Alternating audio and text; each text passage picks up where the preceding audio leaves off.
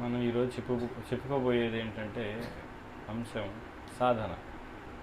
అంటే సాధన ఎలా చేయాలి, భక్తిలో సాధన లేదా భక్తికి సంబంధించిన సాధన. ఎందుకంటే సాధన అనేది ఇంగ్లీష్లో దాన్ని ప్రాక్టీస్ అంటారు. సాధన అంటే దాన్ని దేనికోసమైనా చేయొచ్చు. ఉదాహరణకి కబడ్డీ ఆట కోసం సాధన చేస్తారు, బాగా ఆడడం కోసం. ఖోఖో, టెన్నిస్, షటిల్, ఇంకా చాలా రకాల సిద్ధులు పొందడం కోసం సాధన చేస్తారు. హిమాలయాలకు వెళ్ళి కొంతమంది యోగులు, ఋషులు, లేదా తంత్ర విద్య ఇవన్నీ నేర్చుకోవడం కోసం సాధన చేస్తారు. ఇక్కడ మనం మాట్లాడేది భక్తికి సంబంధించిన సాధన. సాధన లేకుండా ఏది ఎవరు సాధించలేరు. సాధన లేకుండా సాధించేది ఏది ఉండదు. ఎంత చిన్నదానికైనా కొంచెమైనా సాధన ఉండాలి. సాధన లేకుండా సాధించగలిగేది ఏది లేదు. కాబట్టి ఇప్పుడు మనం చర్చించేది ఏంటి అంటే భక్తికి సంబంధించిన సాధన. మరి మనం చూసినట్లయితే భక్తికి సంబంధించిన సాధన మన సంప్రదాయంలో, బ్రహ్మమధ్వ గౌడీ వైష్ణవ సంప్రదాయంలో మనకి ప్రధానమైనది ఏమిటి? సాధనలో చెప్పండి, ఏం చేయాలి?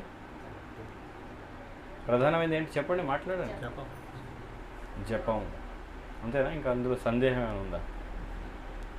హరినామ సంకీర్తన, అంతేనా?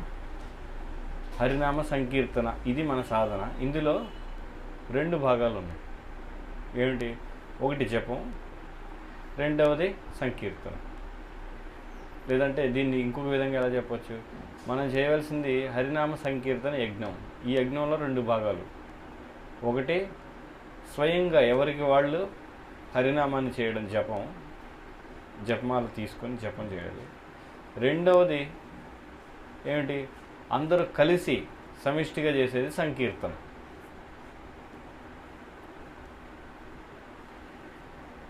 ఇంకా ఈ రెండింటిలో కూడా ఏది ముఖ్యం చెప్పాలంటే వ్యక్తిగత ఉన్నతి కోసం, మనం భక్తిలో పురోగమించాలంటే ఈ రెండింటిలో ముఖ్యమైనది ఏంటి చెప్పండి? జపమా, సంకీర్తన? సంకీర్తన, జపమా? కొంతమంది ఏమి చెప్పలేకపోతున్నారు. అసలు ఏంటి పరిస్థితి? సంకీర్తన, జపం కాదు. నేను అనేది వ్యక్తిగత వికాసం. ఒక వ్యక్తి తనకు తానుగా భక్తిలో పురోగమించడానికి చేయవలసింది ఏమిటి? జపమా, సంకీర్తన? నేను అడిగేది అది. కాబట్టి జపమే ప్రధానమైంది. ఎందుకని అంటే అలానే సంకీర్తనే తక్కువ విలువైందని కాదు, సంకీర్తన కూడా ముఖ్యమే. జపం అనేది మనం ఎంతగా మనసు దానిపై లగ్నం చేస్తున్నాం అనేది మనకి అర్థమవుతుంది జపం చేయడానికి ప్రయత్నించడం. సంకీర్తన అంటే గుంపులో గోవింద, అంతే కదా? గుంపులో గోవింద కదా సంకీర్తన. చాలామంది ఉంటారు అందులో. మనం ఒకసారి అనకపోయినా కూడా అక్కడ నిలబడి ఉంటే వింటాం. కానీ జపం చేసే సమయంలో మనం హరినామం వినాలంటే మనం తప్పకుండా నోటితో ఉచ్చరించాలి, జపం చేయాలి కదా, ఉచ్చరించాలి కదా. మనం వినాలంటే తప్పకుండా మన నోటి ద్వారా మనం ఉచ్చరించాలి హరినామాన్ని. కాబట్టి అక్కడ మనకి నిజంగా ఎంత శ్రద్ధ ఉంది అనేది బయటపడుతుంది జపం చేసే సమయంలో. ఇది కూడా సాధనలో భాగాలే. ఏ రెండు? జపం చేయడం, సంకీర్తన చేయడం, రెండు కూడా సాధనలో భాగాలే. అర్థమవుతుందా? ఇంకా మనకి శ్రీల ప్రభుపాద మనకి చెప్పినట్లుగా, శ్రీల ప్రభుపాద మనందరికి కూడా శిక్షా గురువు ఈ ఉద్యమంలో. ఆయన చెప్పినవి కొన్ని ఉపదేశాలు ఉన్నాయి ఇప్పటికే అందరికీ సిద్ధంగా. ఈ ఉద్యమంలో చేరిన ఎవరికైనా పాటించవలసిన కొన్ని ఉపదేశాలు ఉన్నాయి. ఏంటవి? ప్రభుపాద ఇచ్చినవి మనకి ఉదయాన్నే బ్రహ్మ ముహూర్తంలో నిద్ర లేవాలి. ఇంకా స్నానం చేయడం, తర్వాత మంగళారతి, ఇంకా మంగళారతి తర్వాత జపం చేయడం ఉదయాన్నే.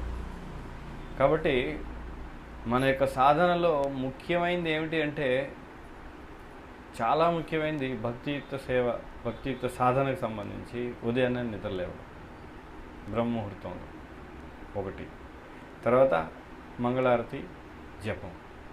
ఇవి చాలా ముఖ్యమైనవి. అందుకే ప్రభుపాద చెప్తారు ఏంటంటే, ఎవరైతే బ్రహ్మముహూర్తంలో నిద్ర లేవకుండా, లేచి జపం ఇవన్నీ చేయకుండా ఉంటారో వాళ్ళు ఆధ్యాత్మికంగా చనిపోయినట్లంట, స్పిరిచువల్లీ డెడ్.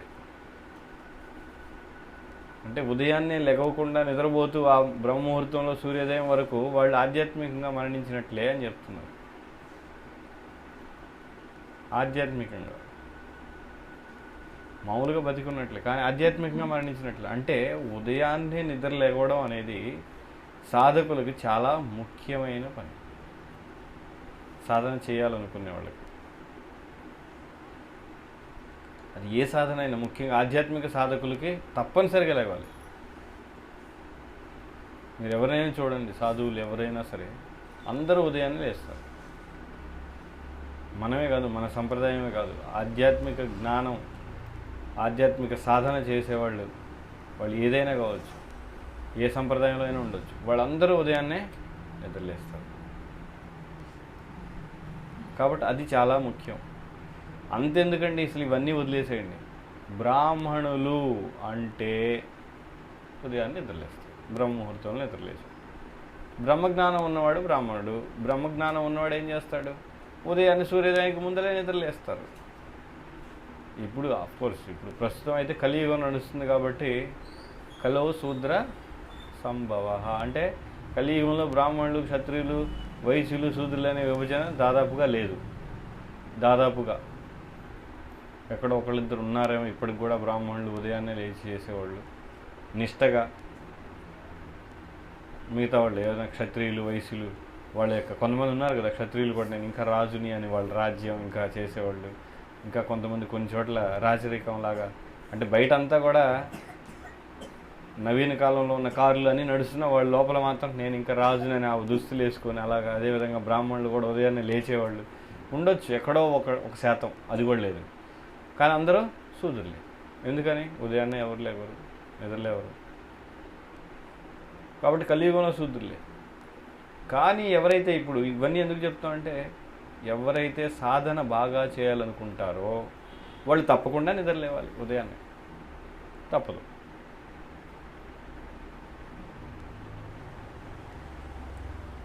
అది మూల సూత్రం అన్నమాట. ఎందుకంటే ఉదయం సమయం చాలా ప్రశాంతంగా ఉంటుంది, సత్వగుణంలో ఉంటుంది. బ్రహ్మముహూర్తం అనేది ఆ కాలమే సత్వగుణంలో ఉంటుంది.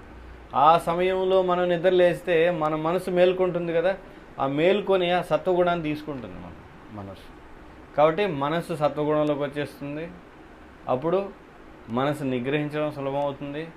మనసు చాలా సులభంగా భగవంతుడి నామంపై లగ్నం అవుతుంది. కాబట్టి ఇన్ని ప్రయోజనాలు ఉన్నాయి ఉదయాన్నే లెగవడం వల్ల.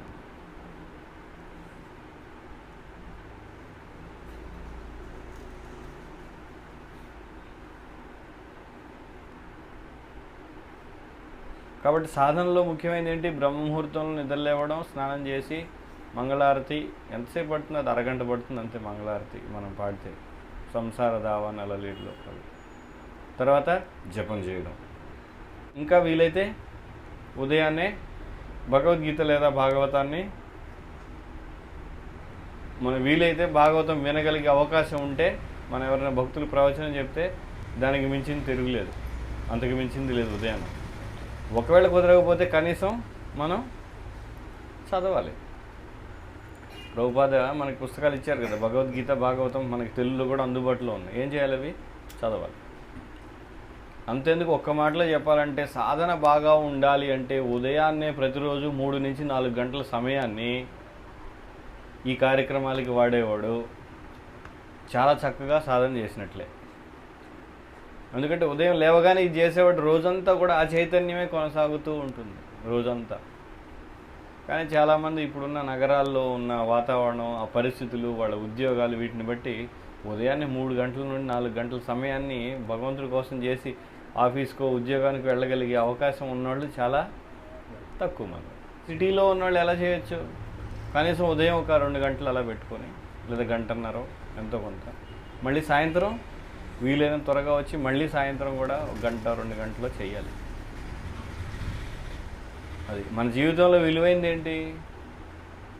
ఆరోగ్యం. మొట్టమొదట మనకి ఆరోగ్యం బాగున్న తర్వాత విలువైంది ఏమిటి? సమయం.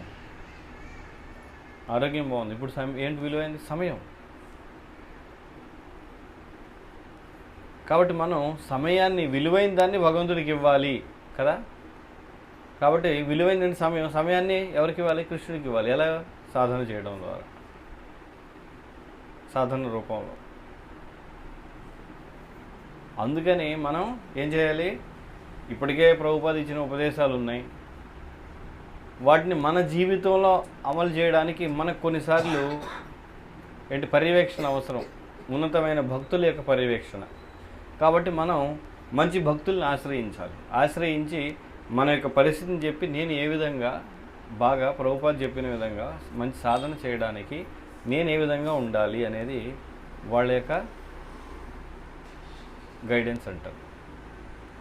మార్గాన్ని వాళ్ళ ద్వారా నిర్దేశింపబడాలి. మనకి వాళ్ళ మార్గనిర్దేశకతలో మనం ముందరకు వెళ్ళాలి, వాళ్ళని అడిగి తెలుసుకోవాలి. అలా ప్రతి ఒక్క సాధకుడికి కూడా ఒక మార్గాన్ని చూపించేవాడు, శిక్షణ ఇచ్చే ఒక భక్తుడు అవసరం. ఆ భక్తుడు గృహస్థుడు కావచ్చు, సన్యాసి కావచ్చు, లేదా బ్రహ్మచారి కావచ్చు, ఎవరైనా కావచ్చు. కానీ మనకంటే ఉన్నతమైన భక్తుడు ఒకళ్ళు అవసరం. ఆయన ఆధ్వర్యంలో మనం శిక్షణ పొందాలి. అలా లేకపోతే మనం ఏం చేయలేం, ఎవరూ చేయలేరు. ఒంటరిగా ఏమైనా చేయగలమా? మనం ఒంటరిగా చేయగలమా? కాబట్టి ఏం చేయాలి? అడగాలి, తెలుసుకోవాలి. నా పరిస్థితి, నేను ఏ విధంగా సాధన చేయగలను.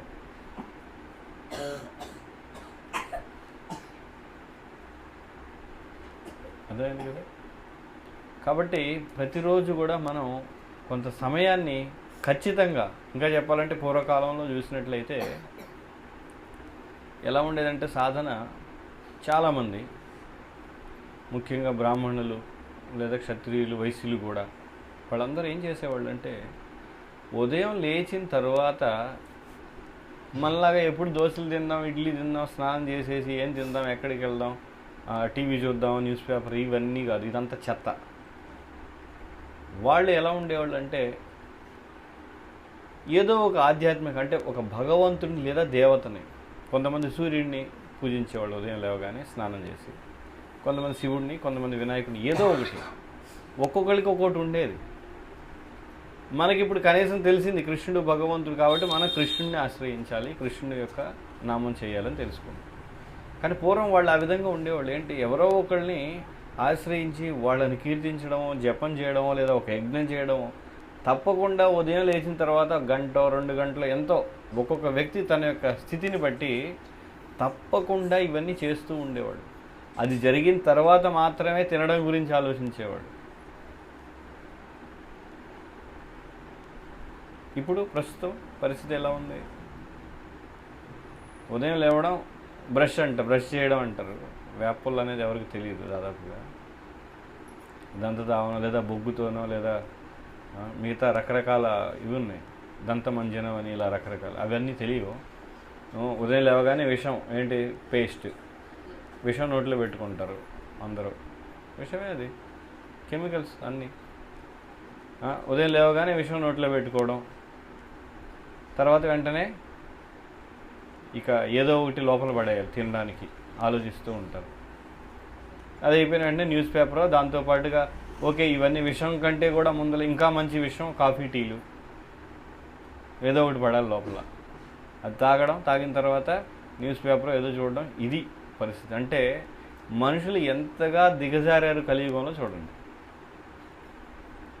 కాబట్టి మనం ఆ విధంగా ఉండకూడదు. సాధన చేయాలంటే ఏం చేయాలి? ఉదయం లేచిన వెంటనే చక్కగా వీలైతే వేపల్లో ఇంకేదో మంచి వస్తువుల్ని, ఆయుర్వేదిక్ సంబంధించింది లేదా మనకి మంచి చేసేది, పళ్ళు దోమడం చేసి దేహాన్ని శుద్ధి చేయడం అంటే మలమూత్రం ఇవన్నీ కూడా చేసి తర్వాత స్నానం వెంటనే తర్వాత భగవంతుడికి సంబంధించిన కార్యక్రమాలు ఉండాలి.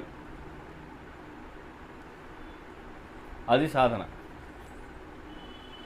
మంగళారతి లేదా జపం, హరే కృష్ణ మంత్రం జపించడం, ఈ విధంగా ఉండాలి. ఇది అయిపోయిన తర్వాత గృహస్థులు ఏం చేయాలి? సాధన చేసాం 2 గంటలు, గంటన్నర, తర్వాత వండింది మళ్ళీ కృష్ణుడికి నివేదన చేయాలి.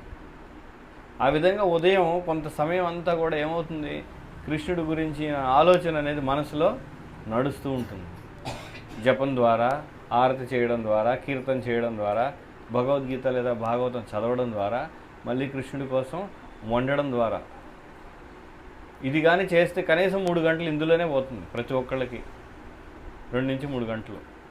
ఉదయం కానీ మీరు 4-4:30 ప్రాంతంలో లేవగలిగితే, పరిస్థితిని బట్టి, కాలాన్ని బట్టి.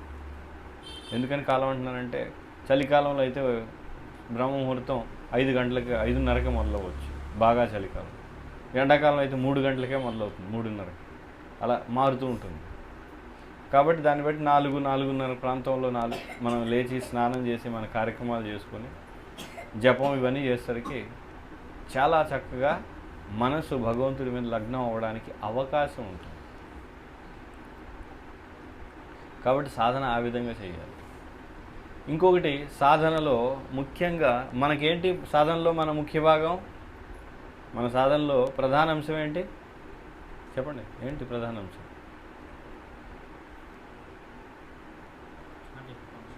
ఏంటి ప్రధానమైన అంశం ఏంటి?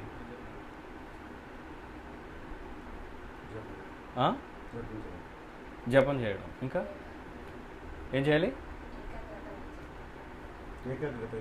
ఏకాగ్రతతో జపించడం. నేను అడిగేది అంశం.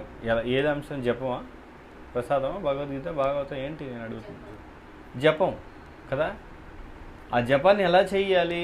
మన అన్నిటిలో ముఖ్యమైనది హరిర్నామ హరిర్నామ హరిర్నామ ఇవ కేవలం కలవు నాస్తైవ గతిరన్యద అని చెప్తాం కదా. అంటే హరినామమే కేవలం కలియుగంలో మనల్ని కాపాడేది అని చెప్తున్నా. అంటే హరినామమే కేవలం మనకు ఉపయోగపడేది, ఇంకేమీ కాదు అని చెప్తున్నాం. అప్పుడు మనం ఏం చేయాలి? హరినామాన్ని ఎలా చేయాలి? ప్రత్యేకంగా చేయాలి. అంటే హరినామం చేసే సమయంలో ఈ ప్రపంచంలో ఇక ఏది గుర్తుండకూడదు మనకి. అలా చేయాలి. ఫోను పక్కన పడేయాలి. ఎవరో పిలుస్తున్నా కూడా పట్టించుకోకూడదు. ఎవరు పిలుస్తున్నా కూడా, ఇంట్లో వాళ్ళు పిలుస్తున్నా కూడా చివరికి. దానికోసం కావాలంటే ముందరే చెప్పండి, నేను ఇప్పుడు 1 గంట సేపు జపం చేస్తాను, నన్ను పిలవద్దు.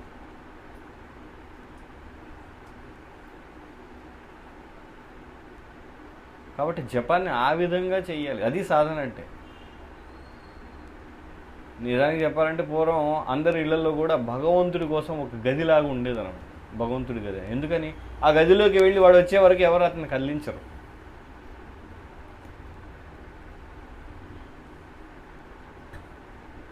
ఇప్పుడు గది లేదు, ఏం లేదు, చిన్న గూడు. ఒక గూడు పెట్టి అందులో కొన్ని ఫోటోలు పెడతారు, టింగ్ టింగ్ టింగ్ కొడతారు, అయిపోయింది. అంటే వాడు ఎప్పుడు భగవంతుడి గది అనేది ప్రత్యేకంగా భగవంతుడి కోసం ఒక సమయం ఇవ్వడం అనేది లేదు అని అర్థం. ఇప్పుడేదో కొంతమంది పెడుతున్నారేమో గది అని, ప్రశాంతంగా ఉంటుంది, కాసేపు అందులో వెళ్ళొచ్చు అని, అది వేరే విషయం. కానీ సాధారణంగా అయితే ఏమి ఉండట్లేదు ఎక్కడ. కానీ ఏం చేయాలి? మనం జపం ఎలా చేయాలి? ప్రత్యేకంగా చేయాలి. ఇంకా ఆ సందర్భంలో ఫోన్ కానీ లేదా ఇంకెవరు పిలిచినా అన్నీ పక్కన పడేసి జపం చేయాలి. సాధనలో ఇది ముఖ్య అంశం. ఇది అదేవిధంగా భగవంతుడి ప్రసాదం తీసుకునే సమయంలో కూడా కృష్ణుడికి అర్పించాం, దాని ప్రసాదాన్ని స్వీకరిస్తున్నాం. అప్పుడు ఎలా ఉండాలి? అప్పుడు కూడా అలాగనే ఉండాలి.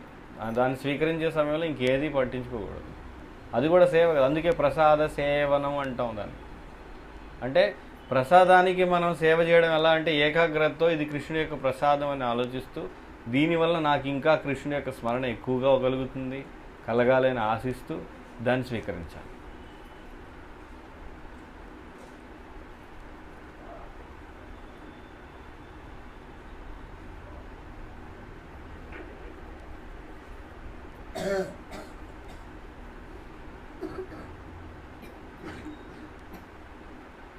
కాబట్టి ఇవన్నీ చేసిన తర్వాత ఇంకా సమయం ఉందనుకోండి, అప్పుడు ఏం చేయాలి? మనం వైష్ణవులకి సేవ చేయాలి, భక్తులకి సేవ చేయాలి.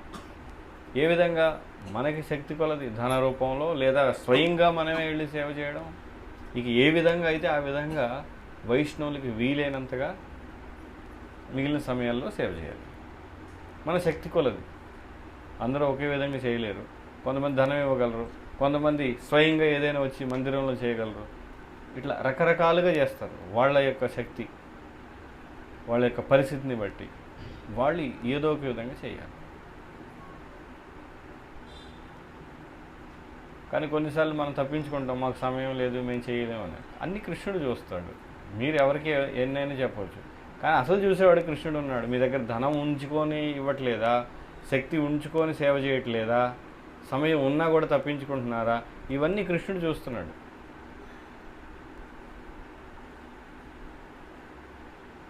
కాబట్టి మనం ఎన్ని సాకులైనా చెప్పొచ్చు భక్తులకు, మాకు కుదరట్లేదని ఇంకేదో, కానీ అసలు చూసేవాడు చూస్తూనే ఉన్నాడు.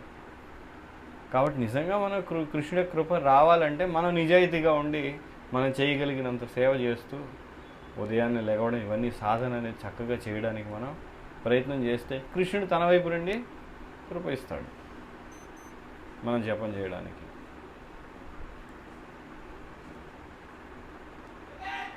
ఇంకా మనం చక్కగా సాధన చేయడానికి, మన యొక్క మనసు లగ్నం అవ్వడానికి కృష్ణుడి యొక్క కృప అవసరం.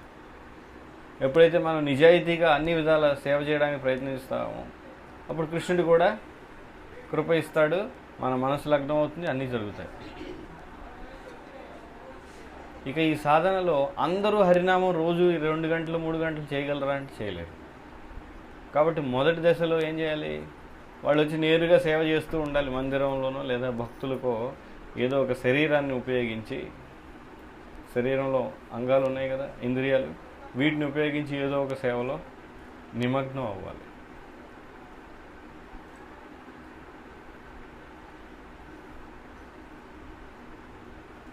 ఎందుకంటే అందరూ ఒకేసారి 16 మాలు జపం చేయడం, లేదా అందరూ పొద్దున్నే లేవగలగడం జరగదు.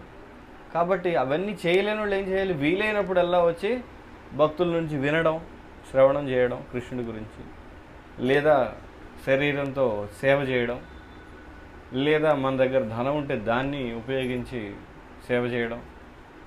ఏదో ఒక విధంగా వాళ్ళతో సంబంధం అనేది పెట్టుకోవాలి. ఎవరితోటి? భక్తులతోటి.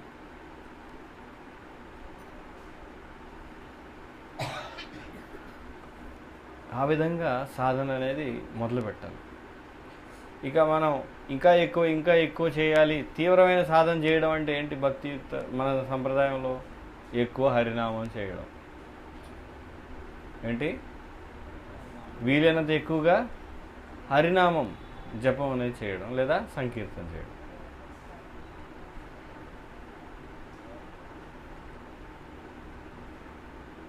జై భజే సై బడా అని చైతన్య మహాప్రభు. ఎవరైతే ఎక్కువ భజన చేస్తారో, అంటే ఎక్కువ సమయం కృష్ణుని కీర్తించడంలో ఉపయోగిస్తారో వాళ్ళు గొప్ప భక్తులు. రోజుకి 4 గంటలు కాకుండా కొంతమంది 10 గంటలు కీర్తన చేస్తూ హరే కృష్ణ చేస్తున్నాడు. సహజంగానే ఎటువంటి ప్రయత్నం లేకుండా శుద్ధి పొందుతాడు. ఒక వ్యక్తి రోజుకి 10 గంటలు జపం చేస్తున్నాడు, ఇంకొక వ్యక్తి రోజుకి 1000 రూపాయలు డబ్బులు ఇస్తున్నాడు. ఎవరు శుద్ధి పొందగలరు? త్వరగా చెప్పండి. రోజుకి 1000 ఇచ్చేవాడు 1000 భక్తుల కోసం ఇస్తున్నాడు, కానీ జపం చేయడు. ఇంకొక వ్యక్తి రోజుకి 4 గంటలు జపం చేస్తాడు. ఎవరు త్వరగా శుద్ధి పొందగలరు? ఎవరు పొందుతారు? 1000 రూపాయలు ఇచ్చేవాడా? జపం చేసేవాడా? జపం చేసేవాడే. అలా అని నేను 10 గంటలు జపం చేస్తాను కదా, మిగతా డబ్బులన్నీ నాకే ఉంచుకుంటాను అనేవాడు పిసినారు. అది వేరే విషయం. అంటే వాడి జపం పెద్దగా ఉపయోగం లేదు. కానీ నిజంగా అంత శ్రద్ధతో ఎక్కువసేపు చేసేవాడు ధనాన్ని కూడా ఇచ్చేస్తాడు కృష్ణుడికి. అన్నిటినీ ఇచ్చేస్తాడు. ధనాన్ని, తన సంపదని, తన శక్తిని మొత్తాన్ని కృష్ణుడికి అర్పిస్తాడు.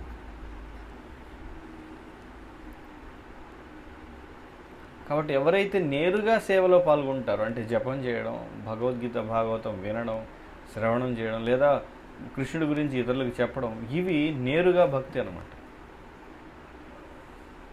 ఇక ధనం ఇవ్వడం, ఇవన్నీ లేదా మాట సహాయం చేయడం, ఇవన్నీ కూడా పరోక్షమైన భక్తి. నేరుగా భక్తి కావన్నీ. కాబట్టి నేరుగా భక్తి చేయడం చాలా ముఖ్యం. నేరుగా చేయలేని సందర్భంలో పరోక్షంగా మాట సాయం చేయడం, లేదా భక్తులకి చిన్న చిన్న వస్తువులు ఇవ్వడం, లేదా ధనం, ఈ విధంగా చేయడం అనేది తర్వాత స్థాయి. మొదటి స్థాయి ఏంటి? హరినామం చేయడం, శ్రవణం చేయడం, చదవడం, దానికి ఇతరులకి వినిపించడం, ఇది మొదటి స్థాయి.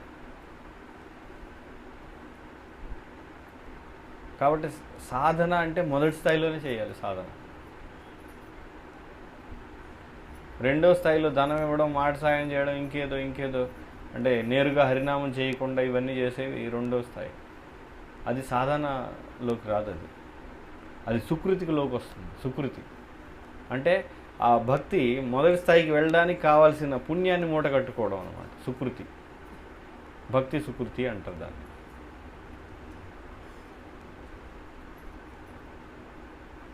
అర్థమైంది? కాబట్టి ఇక్కడ ముఖ్యమైనవి ఏంటి అంటే సాధనలో, ఒకటి మనం ప్రతిరోజు కొంత సమయాన్ని ఇవ్వడం, రెండోది ఒక భక్తుడి ఆధ్వర్యంలో సేవ చేయడం.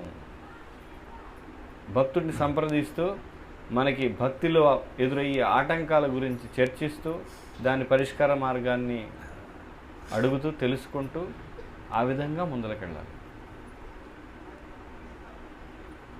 ఎందుకంటే ఆటంకాలు అందరికీ వస్తుంటాయి, ఏవో ఒకటి వస్తూనే ఉంటాయి. కాబట్టి భక్తుల ఆధ్వర్యంలో మనం తెలుసుకుంటే మనం ముందరకెళ్ళచ్చు.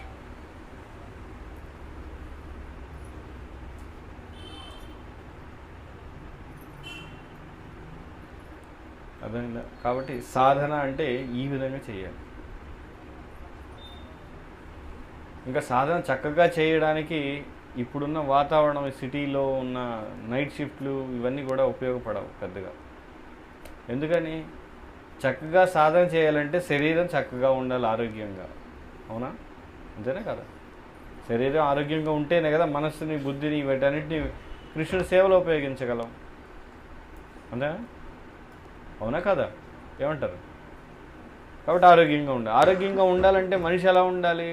మనిషి దినచర్యుడు అంటారు శాస్త్రంలో. అంటే పగలు పని చేస్తాడు, రాత్రి నిద్రపోతాడు. మరి రాత్రి మేల్కొనుండి నైట్ షిఫ్ట్లు చేసేవాడు భక్తి ఎంతవరకు చేయగలడు? మీరు ఆలోచించండి. లేదా రాత్రి 10:30, 11 వరకు, 12 వరకు నిద్రపోకుండా ఉద్యోగాలు చేసేవాడు ఎంతవరకు చేయగలడు? ఎప్పుడైతే మనం మన యొక్క లక్షణానికి విరుద్ధంగా మనం పని చేస్తూ ఉంటామో అప్పుడు మన దేహం మనకి సహకరించదు.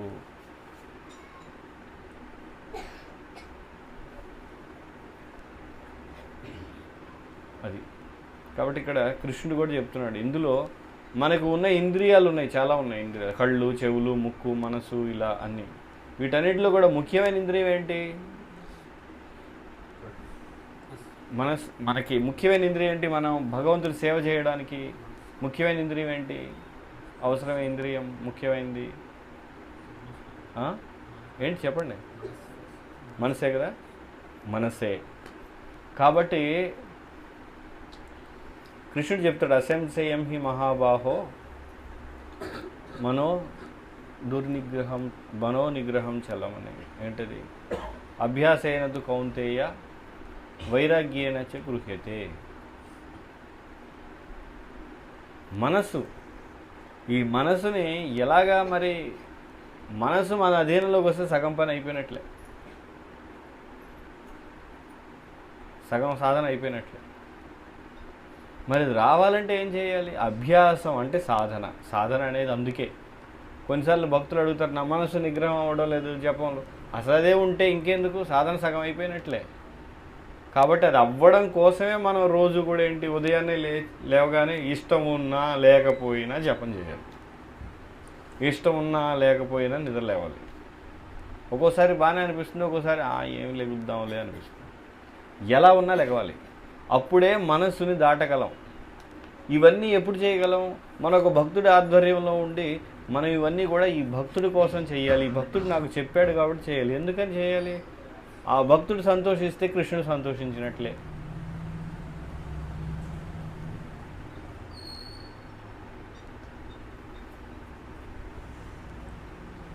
కాబట్టి అభ్యాసేనత కౌంతే, వైరాగ్యం అంటే విరాగం అంటే ఆసక్తి ఉండకూడదు. దేని పట్ల ఆసక్తి ఉండకూడదు?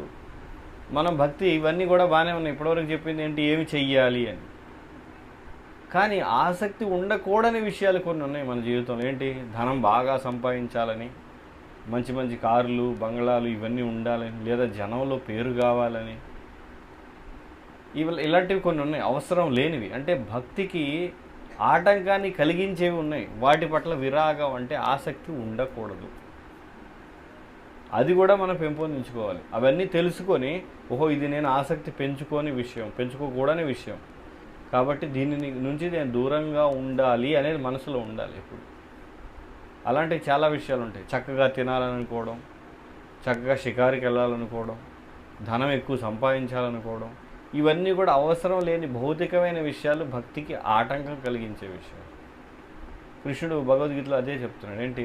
సాధన చెయ్యాలి మరియు ఆసక్తిని పెంచుకోకూడదు. విరాగం, వేటి పట్ల ఏదైతే నీకు ఆటంకాన్ని కలిగిస్తుందో దాని పట్ల ఆసక్తిని నువ్వు పెంచుకోకూడదు.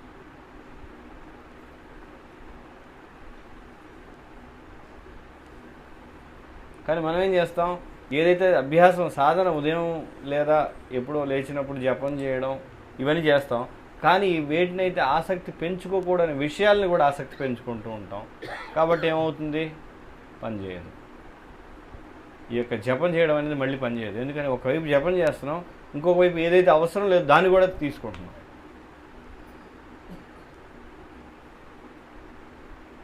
కాబట్టి జపం చేయడం, సాధన, ఇవన్నీ సాధనతో పాటుగా ఏదైతే మనం స్వీకరించకూడదో, ఆసక్తి పెంచుకోకూడదో, వేటి నుంచి అయితే దూరంగా ఉండాలో దాన్ని కూడా మనం పెంపొందించుకోవాలి. వాటి నుంచి దూరంగా ఉండడానికి, వాటి పట్ల ఆసక్తి వదిలేయడానికి కూడా ప్రయత్నం చేయాలి. రెండూ జరుగుతూ ఉండాలి. అంటే ఒకవైపు హరినామం జరుగుతూ ఉంటుంది, ఇంకోవైపు వీటిని వదిలేయడం కూడా జరుగుతూ ఉంటుంది. అంతేగాని కొంతమంది ఏమనుకుంటారంటే, నేను ఇవన్నీ వదిలేసినాక జపం చేస్తాను, వాడు ఎప్పటికీ జపం చేయలేడు. ఇవన్నీ నాకు కొంచెం మాంసం అలవాటు ఉందండి, ఇది వదిలేసి జపం చేస్తాను, వాడు చేయలేడు. ఎందుకని? ఏదైనా మనం ఒక దురలవాటు వదిలేయాలంటే మంచి అలవాటు మన జీవితంలోకి రావాలి. అది లేకుండా దురలవాట్లు ఎవడో వదిలేయలేడు.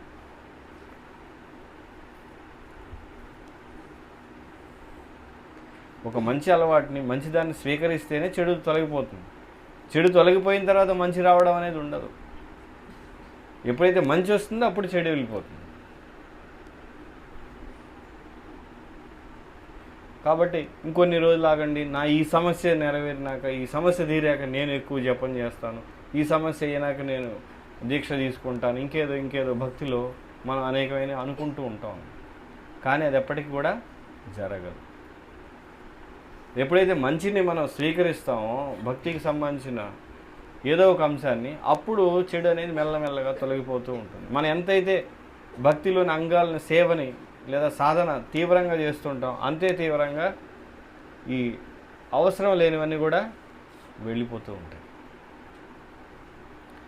కాబట్టి ఇప్పుడు ఎవరి మీద ఆధారపడి ఉంది? మనం చక్కగా కృష్ణుని పొందడం, ఆ కృష్ణ ప్రేమను అనుభవించడం, అందులో ఆనందాన్ని ఆస్వాదించడం అనేది ఎవరి మీద ఆధారపడి ఉంది? ఎవరి మీద ఆధారపడి ఉంది చెప్పండి? ఎవరి మీద? మన మీదే ఆధారపడి ఉంది, ఇంకెవరి మీద లేదు.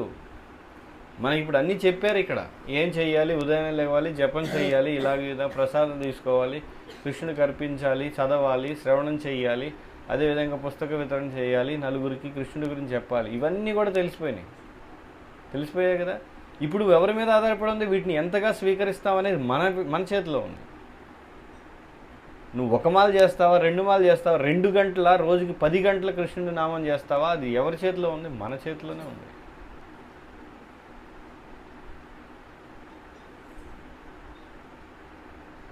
కాబట్టి ఎప్పుడు కూడా మనం సాకులు చెబుతూ ఉంటాం. ఇదిగోండి మా అమ్మ ఇలా చేయడం వల్ల నేను జపం చేయలేదు, మా అమ్మకి బాగా లేకపోవడం వల్ల జపం చేయలేదు, లేదా మా ఆవిడ వల్ల చేయలేదు, లేదా మా ఆయనండి, మా కొడుకండి, మా అత్తయ్య అండి, మా ఇల్లు అండి, నా ఉద్యోగం అండి. ఇవన్నీ కూడా ఎలా వచ్చాయి?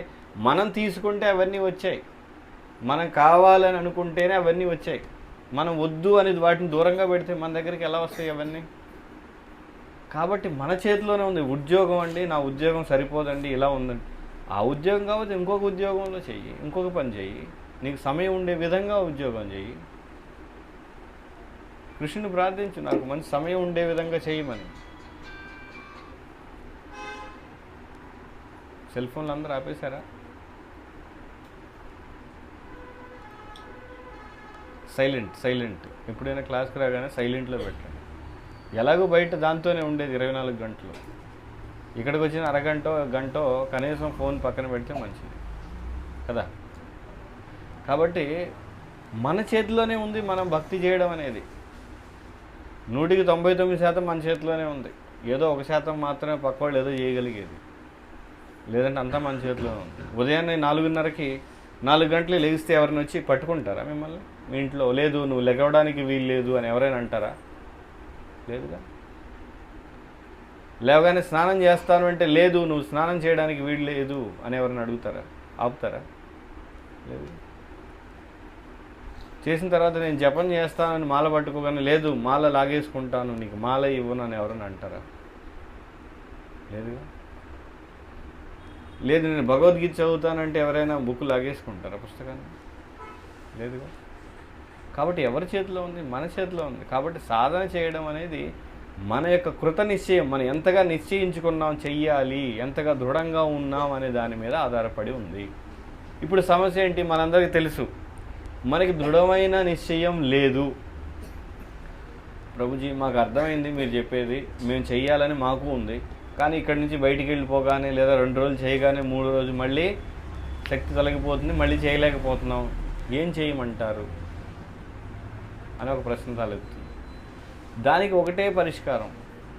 మీకు లేనిది ఏదైతే ఉందో అది ఎవరి దగ్గర ఉందో వాళ్ళ దగ్గర మనం ఉండాలి, వాళ్ళ నుంచి వినాలి, వాళ్ళు చెప్పినట్టు చేయాలి. అదే పరిష్కారం. అంతకు మించి వేరే పరిష్కారం ఏమీ లేదు. మన దగ్గర ఒక వస్తువు లేనప్పుడు ఏం చేయాలి? ఎవరి దగ్గర వస్తువు ఉందో వాళ్ళ దగ్గరికి వెళ్తే వాళ్ళు మనకి ఇస్తారు, అంతే కదా.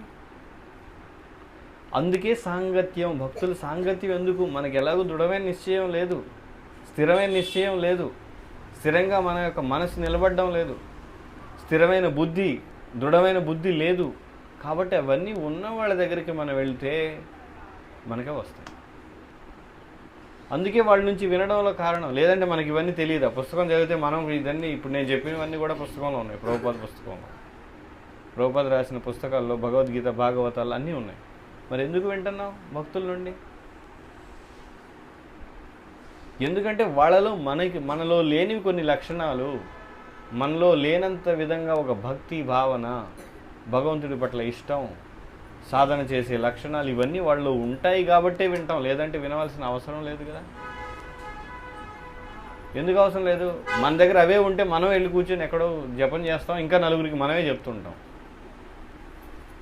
కానీ మనం ఇప్పుడు ఆ స్థితిలో లేం కాబట్టి మనం వినాలి, కాబట్టి వాళ్ళ సాంగత్యంలో ఉండాలి. అందుకే మళ్ళీ మళ్ళీ కలుస్తూ ఉండాలి. ముఖ్యంగా కలియుగంలో చాలా అవసరం మళ్ళీ మళ్ళీ వినదాన్నే వినడం. ఎందుకని ఈరోజు విన్నాం, మళ్ళీ రేపు మొత్తం అంతా పోతుంది, ఖాళీ. రేపు సాయంత్రానికి లేదా 2 రోజులకి 3 రోజులకి ఖాళీ అయిపోతుంది, మళ్ళీ అదే వినాలి.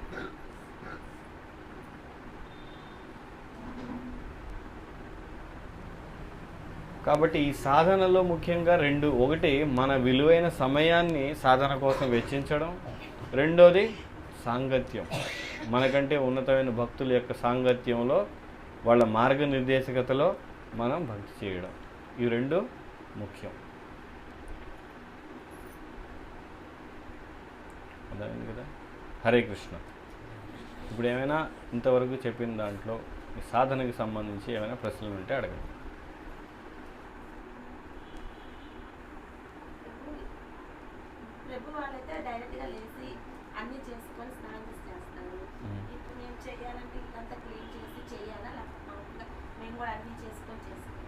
అన్నీ చేసుకోవడం అంటే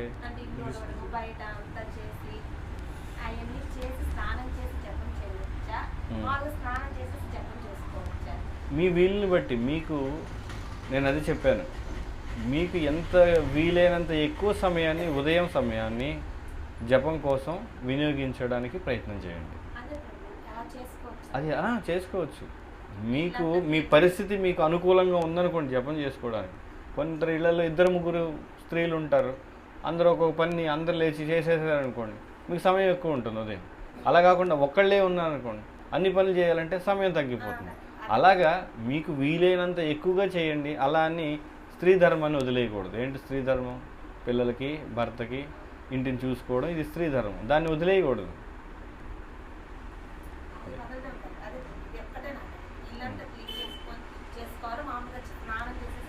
చేసుకోవచ్చు స్నానం చేసి, మీకేం సమస్య లేదు అంటే చేసుకోవచ్చు. కాకపోతే కొన్ని సెంటిమెంట్లు, ఇల్లు క్లీన్ చేస్తేనే జపం చేయాలి ఇవన్నీ కాదు. అందుకనే వీళ్ళని బట్టి ముందల అసలు మన సాధన అనేది ఎలా ఉంటుందంటే, ముందల రోజు సాయంత్రం నుంచే సాధన యొక్క ఆలోచన మొదలవ్వాలి.